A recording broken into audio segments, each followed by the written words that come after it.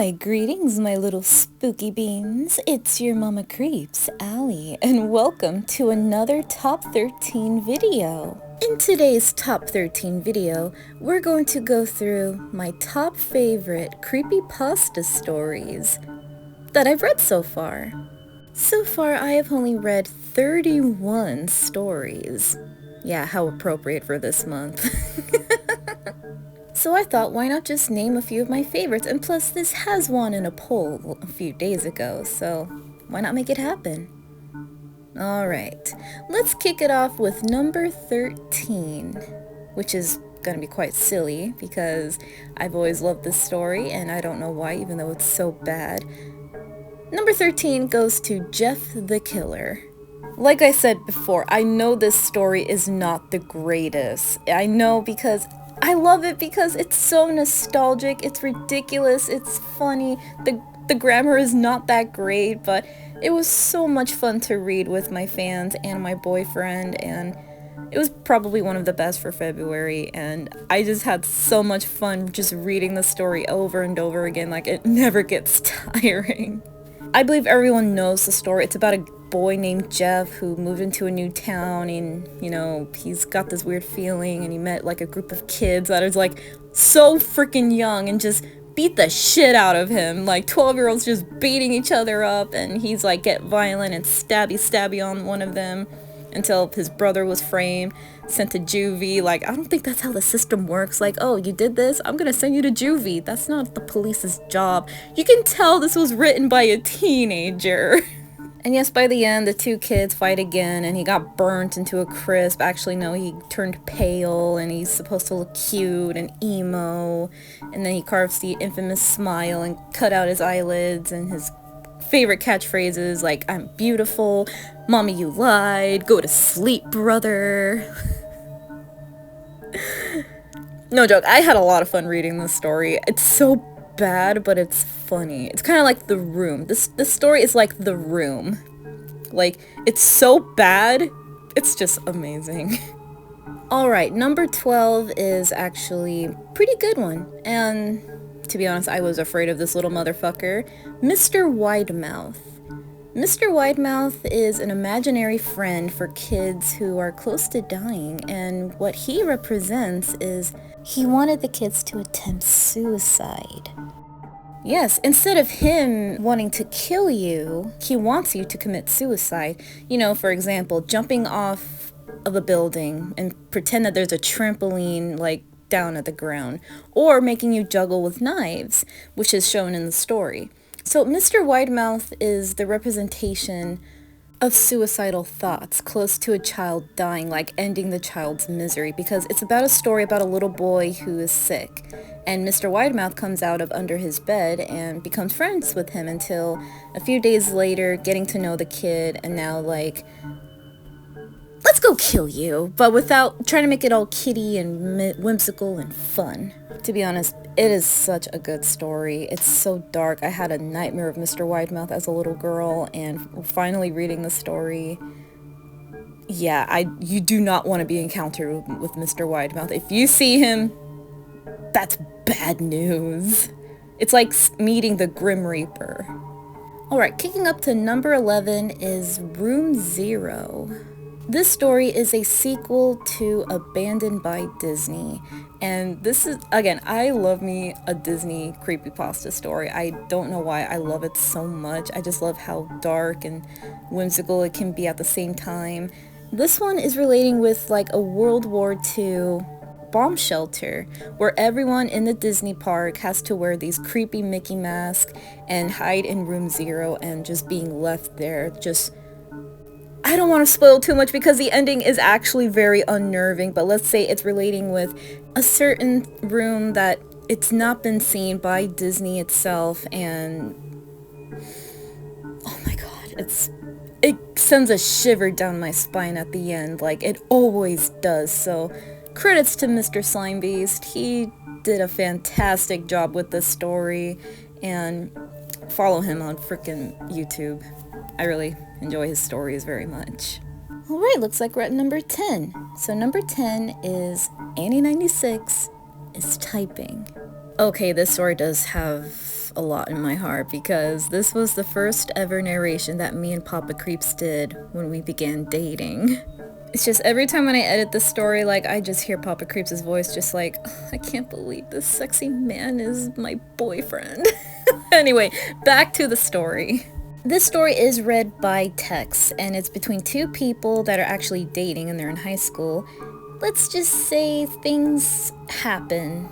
The more you read through it, the more disturbing and dark it really gets. It's a story about Annie who thinks that her boyfriend David is pulling a prank on her and sneaking up on her garden, but it turns out it wasn't really David. She would refer to this thing called it. It's not human, and it's in her house. Like, what is its plan to do? The ending of the story is very unnerving because David thinks that this isn't really Annie talking because she called this thing an it.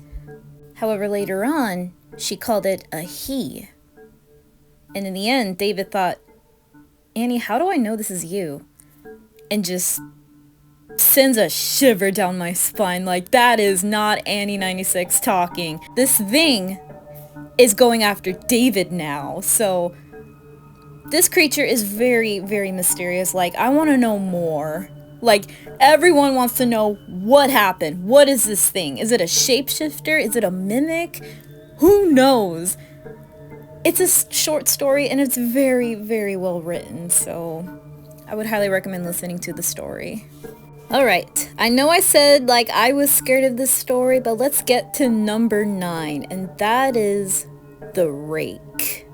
This motherfucker scares the shit out of me, and he still scares me to this very day. The Rake is a cryptid creature that's been around for a very long time, and whoever encounters it, the freaking documents are always destroyed about this creature. And the documents of the suicide and the Spanish letters and the incident from 2006. The 2006 one really triggers me. Like, imagine the Rake just in your room in the middle of the night just watching you sleep. And then it'll say your name or someone else's name with that very creepy voice. Oh my god, like, I can't imagine having this thing watching me sleep. Like, that is my biggest phobia is...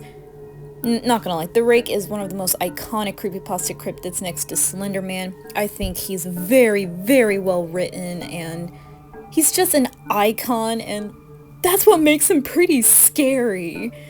It's just, imagine that freaking thing just watching you sleep, having its face near you. However, I did have fun reading the story. I think it's a good campfire story to read to kids and scare them.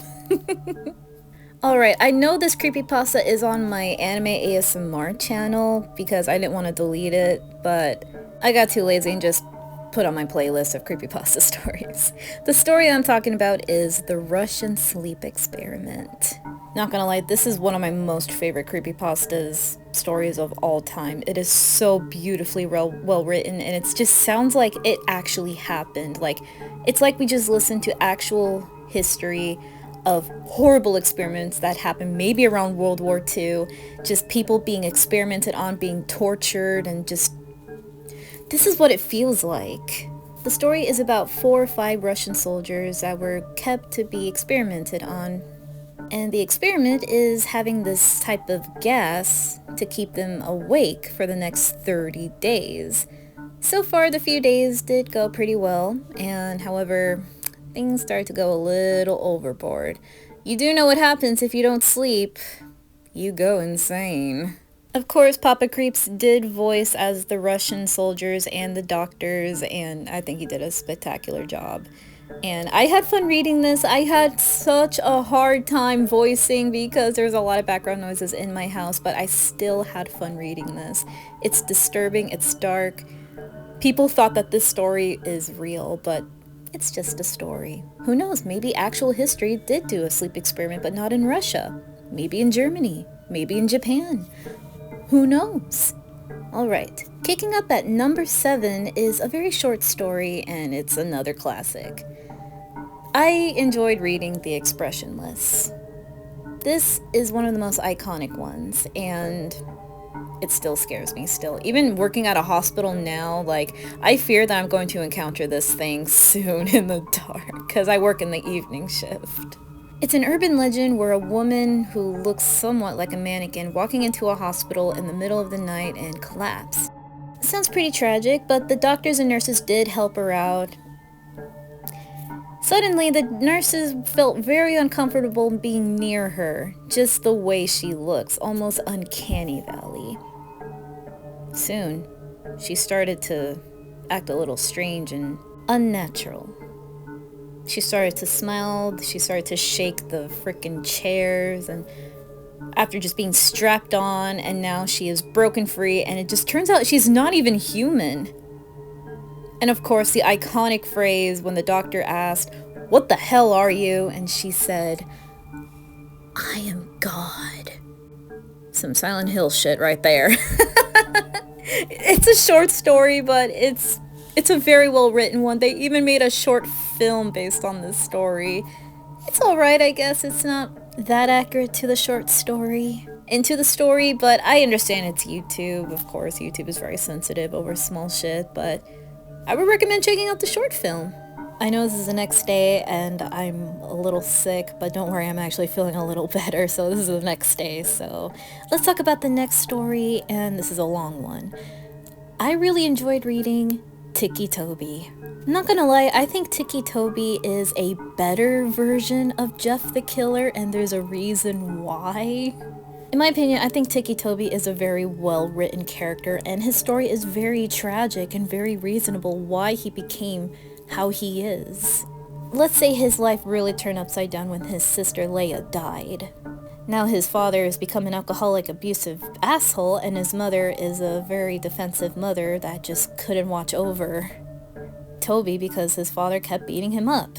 And yes, about Tiki Toby, he has Tourette's. He has a ticking problem, which is pretty common with people who have Tourette's syndrome. And he also has another condition where he cannot feel pain at all, so if you pretty much cut him or stab him, yeah, he won't feel a goddamn thing. I think the end of the story is where things really became a freaking roller coaster, because the crossover with him and Slender Man was actually pretty good. Like, I was not expecting Slender Man to be part of this story, and I think that is a beautiful crossover between two creepypastas coming together, and they're a story. Like, I think it executed very well how Tiki Toby became one of Slender Man's other proxies next to Masky and Hoodie and the Rake. I think it's executed very well. I had fun reading this story. I had true sympathy for Toby, and hopefully he's doing pretty well with Slender Man and the gang, so I would love to have more stories like Tiki Toby, and I kind of want to see what happens next. Alright, the next story is also another of my favorite creepypastas. Yes, the title sounds a little vulgar, but it's actually quite of a freaky one, no pun intended. The story is called Normal Porn for Normal People. Fun fact, this creepypasta is based on an actual website. It's about a guy who got a suspicious email account saying, "Hey there, check out this website, it's cool, it's very nice," and then when he looks it up, he downloads some really weird videos that are count as normal porn for normal people, like what normal people get their rocks off. However, the videos are not that vulgar or sexual. Some of them are kind of strange until he stumbles across a very disturbing video which actually gave me nightmares. For someone who loves chimpanzees and have a soft spot for these adorable animals, they can be aggressive. To any of you who know the case of Travis the chimp back in 2009, which is a very scary event where he just almost killed a woman and mauled her to death, that is what that story reminds me of, is normal porn from normal people. It's just that scene where the chimpanzee just mauls a woman to death and then eats her. Just, no joke, chimps can be adorable, but they are not pet material. The story scares me, but at the same time, I love it. I love the feeling of being scared of a creepypasta. Like, that is what I'm looking for. That is the ingredient for this story, and this story is a classic. If you want to listen to it, I did read it, but if you want to check it out yourself, go ahead. It is another classic, and I love it. Alright, the next story is, of course, another one of my favorites, and I was actually happy to read this, and one of my favorite smiling creatures of all time, Smile Dog. This story is technically, if you see this photo, you gotta send it to someone else. It's cursed, it's scary, it's like a Japanese urban legend in a way. However, there's a twist to it. It's a story about a young college student that investigates a woman who is having horrendous nightmares of a floppy disk of an image of a dog that smiles. Let's say she was stuck with this image because she can't spread the word.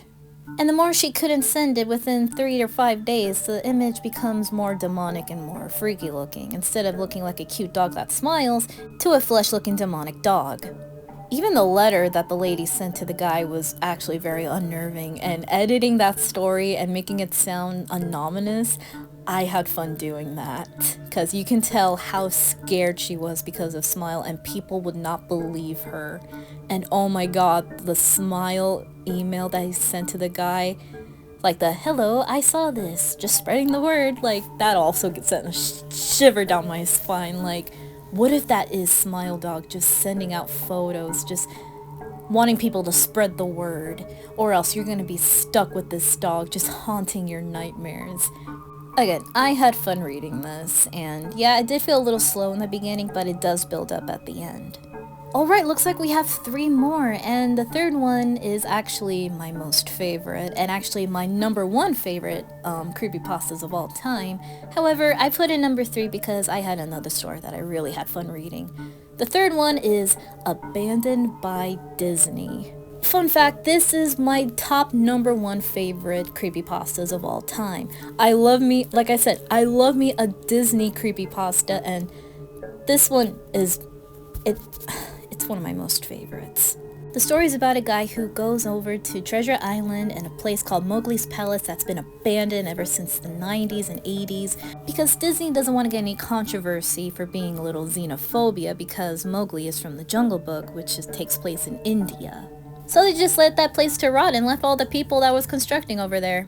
And so the guy went over there and let's just say he explored the abandoned area, he had some fun, he took some photos, he witnessed some cute animals, especially a python, until he went down to the character prep 1 room, until he stumbled across a photo-negative Mickey Mouse costume that's brought to life and just showed him a magic trick. The trick is, wanna see my head come off? Yellow blood coming out of it. Let's say it's the same as Room Zero, it's Disney covering up everything and just keeping it silent for the public to know what they've done. Is abandoning people and an amusement park that's unfinished because they just fear of backlash. That is it.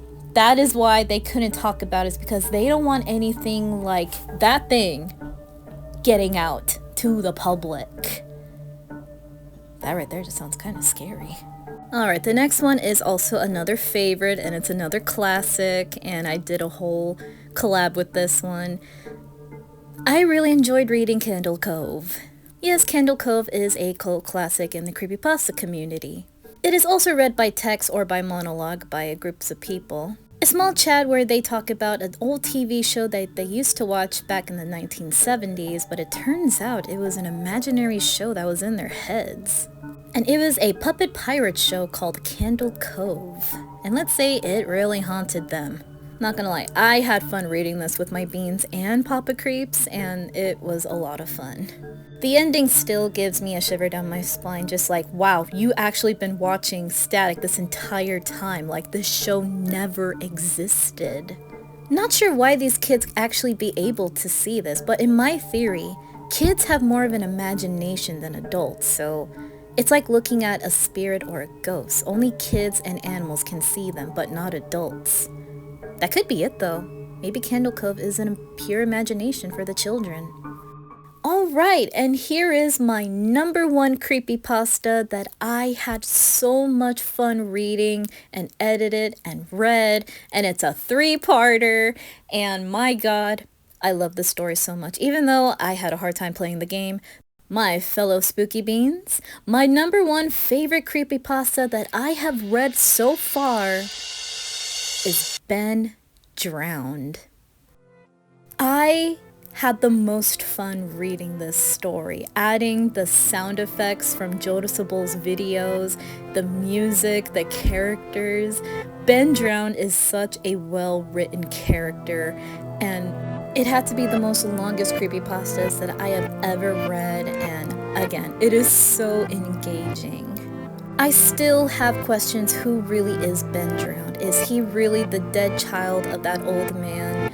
Is he really a virus that can get into people's computers and anything just to mess with them in the game? Who freaking knows? The story is very simple. It's about a boy that started college and he wanted to get some old Nintendo games that he played for his childhood until he stumbled across an old man who has an old video game of Majora's Mask. And of course the old man said, oh, have it for free, until he actually played the game and something felt a little off. What's even freakier is the playthrough by Jadusable's actual account. You get to see the hauntings of what he's going through, and especially what Link is going through. It is so freaking scary. If you're brave enough to watch the playthroughs, I will leave a link in the description down below to his videos because my god, they are so well edited and it may give you nightmares. So yeah, I put Ben Drowned as the #1 creepypasta that I enjoyed reading so far, and it will remain as one of my most favorites. One of the best. Alright, so those were the top 13 favorite creepypastas that I have read so far, and to be honest, I will do another part if I reach to another 31 creepypastas I've read, and some that I will put on my list on the ones that I enjoyed reading, and the new ones that I've read. It's quite of a small start. Anyways, I just want to say thank you so much for watching this video or just listening to it. You don't have to watch it, you can always listen to it. And I had fun making this countdown. I guess it might be another little series that I do in my creepypasta channel, so hopefully you enjoyed them. So like this video if you enjoyed this, comment down below your opinions and thoughts, turn on the notification bell, and turn off that restricted mode, and subscribe for some more creepy content. Have a spectacular day, little beans. Stay safe, stay hydrated, and keep away from the Slender Man. Pleasant dreams.